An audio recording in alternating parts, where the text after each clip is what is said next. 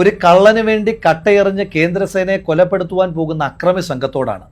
കള്ളൻ ഒരു പക്ഷേ സംഘപരിവാറുമായിട്ടുള്ള രഹസ്യബന്ധത്തിന്റെ പേരിൽ മുട്ടിലിഴഞ്ഞോ കുമ്പിട്ട് നിന്നോ ആ കേസിൽ നിന്ന് ഊരിപ്പോരുമായിരിക്കാം. പക്ഷേ കേന്ദ്രസേനയെ കട്ടയെറിഞ്ഞ് കൊലപ്പെടുത്തുവാൻ ശ്രമിച്ച കേസിൽ നിങ്ങൾ ഓരോ അക്രമി സംഘത്തിലെ അംഗങ്ങളും അഴിയെണ്ണുമെന്നുള്ള കാര്യം കട്ടായമാണ്. ഇന്ന് രാവിലെ വിജയന്റെ വീട്ടിലും വിജയന്റെ മകൾ വീണ വിജയന്റെ വീട്ടിലും വീണ വിജയന്റെ ഭർത്താവ് മുഹമ്മദ് റിയാസിന്റെ വീട്ടിലും അടക്കം റെയ്ഡ് നടക്കുന്നതിന്റെ പേരിൽ കാസർഗോഡ് മുതൽ തിരുവനന്തപുരം വരെ എത്ര വലിയ അക്രമ അഴിഞ്ഞാട്ട അരാജകത്വമാണ് CPM-ന്റെ അക്രമി സംഘം അഴിച്ചുവിട്ടുകൊണ്ടിരിക്കുന്നത്. സാധാരണഗതിയിൽ വിജയൻ പറയാറുണ്ട്, എനിക്ക് മടിയിൽ കനമില്ല, അതുകൊണ്ട് വഴിയിൽ ഭയമില്ല എന്ന്. വഴിയിൽ ഭയമില്ലാത്ത ആള് എന്തിനു വേണ്ടിയിട്ടാണ് ഇങ്ങനൊരു കൊട്ടേഷൻ സംഘത്തെ ഇറക്കി വിട്ട് അന്വേഷണ സംഘത്തെ ഭയപ്പെടുത്തി കേസിൽ നിന്ന് രക്ഷപ്പെടുവാൻ ശ്രമിക്കുന്നത്? ഇനിയും കേരളത്തിന് ഇതുവരെ ബോധ്യമായിട്ടില്ലാത്ത, ഈ നാട്ടിലെ അന്വേഷണ ഏജൻസിക്ക് ബോധ്യമായിട്ടില്ലാത്ത ഒരു ചോദ്യം ഇന്ന് വിജയന് വേണ്ടി ആക്രമിക്കാൻ റോഡിലേക്ക് ഇറങ്ങിയ അക്രമി സംഘത്തോട് ചോദിക്കുന്നു. നിങ്ങൾക്കെങ്കിലും പറഞ്ഞു തരാമോ, എന്തിനു വേണ്ടിയിട്ടാണ് വിജയന്റെ മകൾ വീണ വിജയന് കരിമണൽ കർത്തയെ പോലെ ഷെയ്ഡി ക്യാരക്ടറിലുള്ള ഒരു വ്യക്തി 1.72 കോടി രൂപ കൊടുത്തിരിക്കുന്നത്? എന്ത് സേവനം ചെയ്തതിന്റെ പേരിലാണ് വീണ വിജയന്, അന്നത്തെ മുഖ്യമന്ത്രിയുടെ മകൾക്ക്, കരിമണൽ കർത്ത മാസപ്പടി കൊടുക്കുന്നതെന്ന് നിങ്ങളെങ്കിലും പറഞ്ഞു തരാമോ? നിങ്ങൾ സമരവുമായി ഇറങ്ങുന്ന ചെറുപ്പക്കാരായിട്ടുള്ള CPM-ന്റെ അക്രമി സംഘത്തിലെ ആളുകളോട് എനിക്ക് സൂചിപ്പിക്കാനായിട്ടുള്ളത്, നിങ്ങൾ ജയിലിൽ കിടക്കും, നിങ്ങളുടെ അമ്മമാർ കണ്ണീര് കുടിക്കും മക്കളെക്കുറിച്ച് ഓർത്ത്. പക്ഷേ വിജയൻ അപ്പോഴും സ്വന്തം മക്കളെ വളരെ സേഫായിട്ട് പ്ലേസ് ചെയ്തിട്ടുണ്ട്.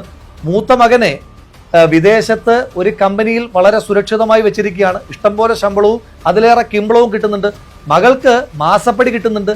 നിങ്ങൾക്കൊക്കെ ജയിലിൽ ഗോതമ്പുണ്ട ഇപ്പോൾ ഇല്ല, ചപ്പാത്തി മാത്രമേ കിട്ടുകയുള്ളൂ എന്നുള്ളൊരു ഓർമ്മ നിങ്ങൾക്കുണ്ടാകണം. വിഷമിക്കുന്നത് നിങ്ങളുടെ കുടുംബമായിരിക്കുമെന്നുള്ള ബോധം ഇങ്ങനെ കട്ടയേറിഞ്ഞ ആളെ കൊല്ലാനായിട്ട് ഇറങ്ങുമ്പോൾ ഉണ്ടാകണം. ഇന്ന് കണ്ട വളരെ ഭീതിജനകമായ ഒരു കാഴ്ചയുണ്ട്. റെയ്ഡ് നടത്തുന്നതിന്റെ പേരിൽ ED സംഘം വാടകയ്ക്ക് എടുത്തിട്ട് വന്നതാണെന്ന് തോന്നുന്നു. ഒരു ടാക്സി കാർ, ആ ടാക്സി കാറിന്റെ ചില്ലിലൊക്കെ കട്ടയെറിയുകയാണ്. ആ വണ്ടി ഓടിക്കുന്ന സാധു മനുഷ്യൻ, ഒരുപക്ഷെ അദ്ദേഹം ED ഉദ്യോഗസ്ഥനൊന്നും ആയിരിക്കില്ല, ഏതെങ്കിലും ടാക്സി ഡ്രൈവർ ആയിരിക്കും.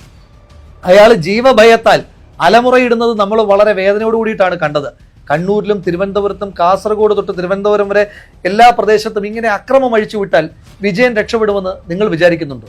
വിജയനെ രക്ഷിക്കണമെന്ന് ആഗ്രഹിക്കുന്ന ആളുകൾ വലിയ വർത്തമാനമൊന്നും പറയാതെ ലളിതമായി പറഞ്ഞാൽ മതി, എന്തിനാണ് കരിമണൽ കർത്ത 1.73 കോടി രൂപ വീണ വിജയന് കൊടുത്തത്? അത് പറഞ്ഞാൽ കേസ് തീർന്നു. കേരളം ഒറ്റക്കെട്ടായിട്ട് ഒരുമിച്ച് വിജയന്റെ കുടുംബത്തോടൊപ്പം നിൽക്കും. ഇതിനെ ഇക്വേറ്റ് ചെയ്യാൻ ഉടനെ രാഹുൽ ഗാന്ധിയുടെ കേസുമായിട്ട് വരികയാണ്. രാഹുൽ ഗാന്ധിയെ ED ചോദ്യം ചെയ്തിട്ടുണ്ട്, ശരിയാ. രോഗബാധിതയായ ശ്രീമതി സോണിയാഗാന്ധിയെ ചോദ്യം ചെയ്തിട്ടുണ്ട്, അതും ശരിയാ. പക്ഷെ അതൊന്നും കരിമണൽ കർത്തയുടെ കയ്യിൽ നിന്ന് മാസപ്പടി കൈക്കൂലി വാങ്ങിയ കേസിലല്ല അവരെ ആരെയും ചോദ്യം ചെയ്തത്. അത് കേന്ദ്ര സർക്കാരിന്റെ വേട്ടയാടലായിരുന്നു. പ്രതിപക്ഷത്തുള്ള എല്ലാ നേതാക്കന്മാരെയും വേട്ടയാടുമ്പോഴും വിജയന് വലിയ സംരക്ഷണമായിരുന്നു മോദിയുടെ നേതൃത്വത്തിലുള്ള കേന്ദ്ര സർക്കാർ എല്ലാ കാലത്തും കൊടുത്തു പോന്നിരുന്നത്. ഇന്ന് നടന്ന റെയ്ഡ് പോലും ബഹുമാനപ്പെട്ട ഹൈക്കോടതി ഇടപെടലിനെ തുടർന്നുള്ളതാണ്. എനിക്ക് ചോദിക്കാനുള്ളത്, എന്തിനാണ് ബഹുമാനപ്പെട്ട ഹൈക്കോടതി EDയോട് റെയ്ഡ് നടത്തുവാൻ ആവശ്യപ്പെട്ടതിന്റെ അടിസ്ഥാനത്തിൽ ED നടത്തുന്ന റെയ്ഡിനെ ഇങ്ങനെ പ്രതിരോധിക്കുവാൻ ശ്രമിക്കുന്നത്? നിയമത്തിന്റെ വഴിക്ക് പോയാൽ പോരെ എന്ന് തീരുമാനിച്ചാൽ പോരെ? വിജയനോട് ഞാൻ പേഴ്സണൽ കണക്ക് പറയാം. എനിക്കെതിരെ നിങ്ങളുടെ മെയിലിൽ ഒരു പരാതി വരുന്നു, ഊരും പേരും വാലും തലയും ഒന്നുമില്ലാത്തൊരു പരാതി, ഒരു മൊഴി പോലും രേഖപ്പെടുത്താതെ പിന്നീട് കോടതിക്ക് പോലും എനിക്ക് ജാമ്യം തരുമ്പോൾ നിങ്ങളുടെ പോലീസിനെയും നിങ്ങളുടെ അന്വേഷണ സംഘത്തെയും വിമർശിക്കുന്ന രീതിയിൽ എന്നെ അറസ്റ്റ് ചെയ്ത് പോയിട്ട് ഞാൻ ആ അന്വേഷണ സംഘത്തെ പൂർണ്ണമായ സഹകരണമല്ലേ നടത്തിയത്? ഈ നാട്ടിൽ എത്രയോ മനുഷ്യന്മാർ അന്വേഷണത്തോട് സഹകരിക്കുന്നുണ്ട്. നിങ്ങൾ മാത്രം എന്തുകൊണ്ടാണ് അന്വേഷണത്തെ ഭയപ്പെടുന്നത്? അപ്പോൾ അതിന് കൃത്യമായ കാരണമുണ്ട്, നിങ്ങൾക്ക് നല്ല പേടി തട്ടിയിട്ടുണ്ട്.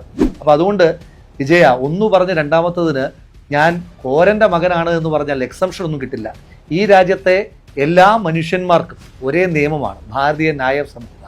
അത് കോരന്റെ മകന് കോരന്റെ ന്യായ സംഹിതയൊന്നും വേറെയില്ല. അപ്പം അതുകൊണ്ട് ഈ നാട്ടിൽ ഒരുപാട് മനുഷ്യന്മാർ കരുതി കൂട്ടി വെച്ചിരുന്ന കണക്കുണ്ട്. അത് നിങ്ങൾ ആദ്യമായി മഴുവെച്ച് കൊലപ്പെടുത്തിയ വാടിക്കൽ രാമകൃഷ്ണൻ തൊട്ട് പിന്നീട് നിങ്ങൾ കണ്ണീര് കുടിപ്പിച്ച ഒരുപാട് മനുഷ്യന്മാരുടെ കണ്ണീരിന്റെ കടം നിങ്ങളുടെ ജീവിതത്തിൽ ഇനി ബാക്കിയുണ്ട്. അപ്പോൾ ആ കടമൊന്നും വീട്ടാതെ നിങ്ങൾക്ക് ഈ ജീവിതം അവസാനിച്ചു പോകില്ല എന്നുള്ള നല്ല ബോധ്യം വേണം.